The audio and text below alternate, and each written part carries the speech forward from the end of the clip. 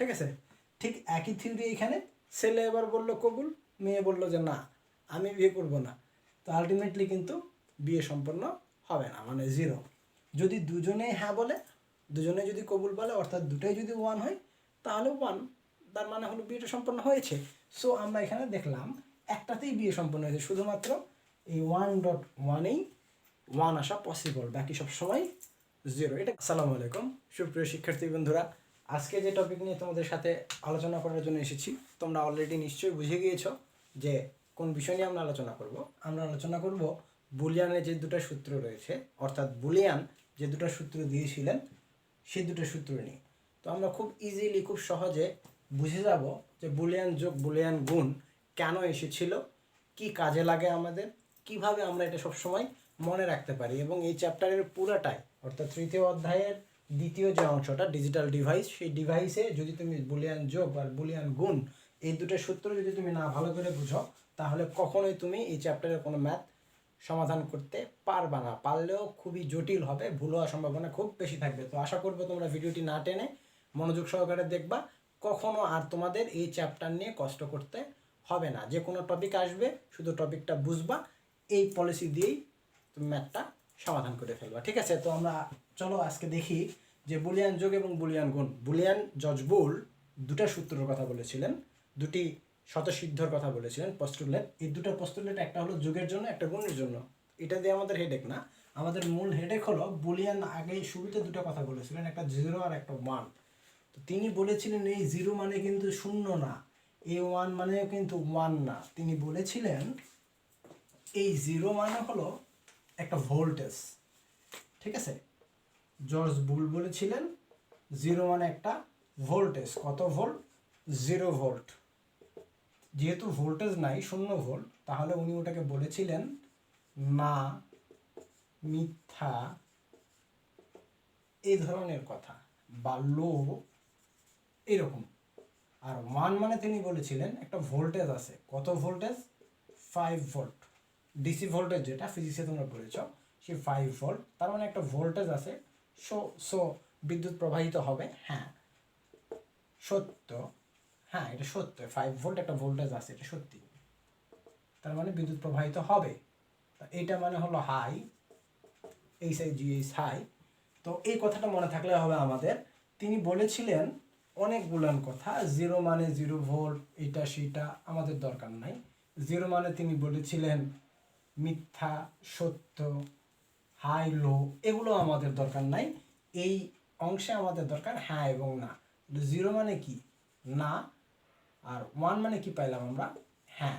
এতটুকু যদি তোমাদের মাথায় থাকে, তাহলে তোমরা বুলিয়ান যোগ বুলিয়ান গুণ মুখস্থ করার কোনো প্রয়োজন নেই। আসলে মুখস্থ বিষয়টা ছিল না। আমরা খুব ইজিলি দেখি, আমরা বিয়ে বাড়িতে কি হইতো, বিয়ে বাড়িতে যখন কোনো একটা বিয়ে সম্পাদন হইতো, বিয়ে সম্পন্ন হওয়ার সময় দুটো কাজ করতে হয়। মানে বিয়ে যখন হয়, দুটো জিনিস মাথায় রাখতে হয়, যে একটাতে তো কবুল বলবে, তাই তো, একটাতে তো বিয়ে হবে, ভবিষ্যতে কি হইতে পারে, সংসার করবে সারা জীবন, তাহলে বিয়ে আছে।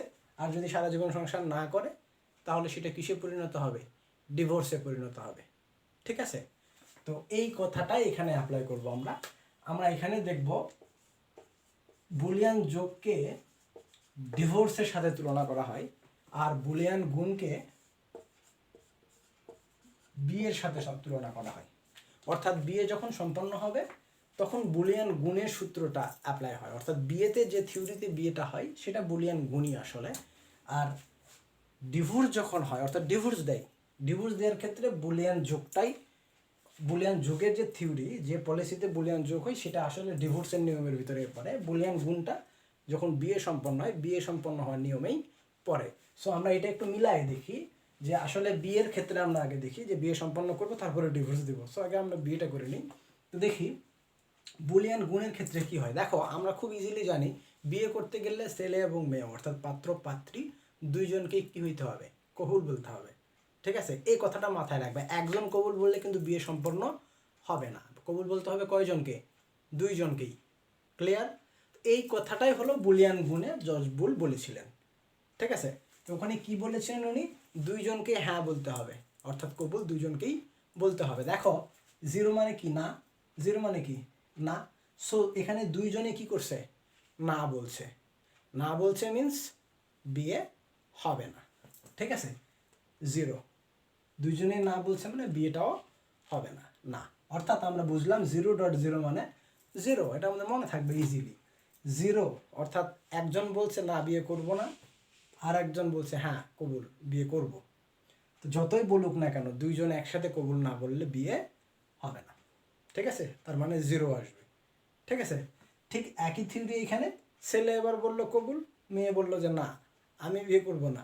তো আলটিমেটলি কিন্তু বিয়ে সম্পন্ন হবে না, মানে জিরো। যদি দুজনেই হ্যাঁ বলে, দুজনে যদি কবুল বলে, অর্থাৎ দুটোই যদি ওয়ান হয়, তাহলে ওয়ান, তার মানে হলো বিয়েটা সম্পন্ন হয়েছে। সো আমরা এখানে দেখলাম একটাতেই বিয়ে সম্পন্ন হয়েছে, শুধুমাত্র এই 1.1এই ওয়ান আসা পসিবল, বাকি সব সময় জিরো। এটা গুণের থিওরিতেই পড়ে ইজিলি, কিন্তু এখানে আসলে যখন ডিভোর্স দেব তখন আমাদের একটু সমস্যা হয়ে যাবে। দ্যাট মিনস বুলিয়ান গুণ যোগের ক্ষেত্রে আমাদের একটু সমস্যা হবে। সমস্যাটা কি আমরা একটু দেখি। 0.0 অর্থাৎ সে বললো বিয়ে করবে না, মানে ডিভোর্স দিবে না, সেও বললো ডিভোর্স দিবে না। সো ডিভোর্স হওয়ার কোনো প্রশ্নই আসে না, তারা সুখে শান্তিতে সংসার করবে, ঠিক আছে। তো এখানে দেখো ছেলে আবার বললো যে ডিভোর্স দিব না, আমি ডিভোর্স দেবো না। মেয়ে বললো যে তুমি থাকো তোমার সংসার নিয়ে, আমি চলে গেলাম, আমি ডিভোর্স দিয়ে দিলাম। অর্থাৎ ছেলে বললো জিরো, মেয়ে বললো ওয়ান। অর্থাৎ ছেলে ডিভোর্স দিবে না, মেয়ে ডিভোর্স দিবে। যে কোনো একজন ডিভোর্স দিলেই কিন্তু ডিভোর্স হয়ে যায়। ডিভোর্স দিয়ে সে ডিভোর্স লেটারটা সুন্দর করে পাঠিয়ে দিবে। এখন তুমি ডিভোর্স দিলে দাও, না দিলে না দাও, ক্লিয়ার। তো এইটাই বাংলাদেশের চিরাচরিত নিয়ম। তো এইখানেও একই থিওরি, ছেলে বললো যে আমি ডিভোর্স দেবো, মেয়ে বললো যে না ডিভোর্স দেওয়া যাবে না। যতই বলুক একজন তো ডিভোর্স দিয়ে দিছে, সে লেটার পাঠিয়ে দিবে, ডিভোর্স হয়ে যাবে, ঠিক আছে। একই থিওরি এখানে, যে ছেলে বললো ডিভোর্স দিব, মেয়ে বললো ডিভোর্স দিব, দুইজন যদি বলে তাহলে মাশাআল্লাহ কাবিন নিয়ে আর কোনো টেনশন নাই, ঠিক আছে। তো কাবিন ছাড়াই আমাদের ডিভোর্স হয়ে যাবে, কাবিন টাকাটা পরিশোধ করার প্রয়োজন হবে না। আশা করি তোমরা এতটুকু বুঝতে পেরেছো। এটাকে মানে কিন্তু তোমাদের অনেক সমস্যা হয়, বিশেষ করে তোমরা এটা মনে করো 1 আর 1 যোগ করলে 2 হওয়ার কথা, বাইনারিতে 1 0 হওয়ার কথা। আসলে ভাই এটা বাইনারি 1 না, এটা 1 না, আমি শুরুতেই বলেছি। এটা মানে হলো একটা লজিক, একটা যুক্তি, সত্যি অথবা মিথ্যা। তো এটা ছেলে বললো ডিভোর্স দিবে অর্থাৎ হ্যাঁ বা সত্য, মেয়েও বললো ডিভোর্স দেবে হ্যাঁ এটাও সত্য, দুজনেই ডিভোর্স দেবে। তো দুজনেই যদি ডিভোর্স দেয় তাহলে আলটিমেটলি ডিভোর্স হয়ে যাবে, ক্লিয়ার। এই থিওরিটাতেই আসছে। হ্যাঁ হ্যাঁ মানে হ্যাঁ, হ্যাঁ না মানে হ্যাঁ, না হ্যাঁ মানেও হ্যাঁ, না না মানে না। এটা বুলিয়ান যুগের বেলায়।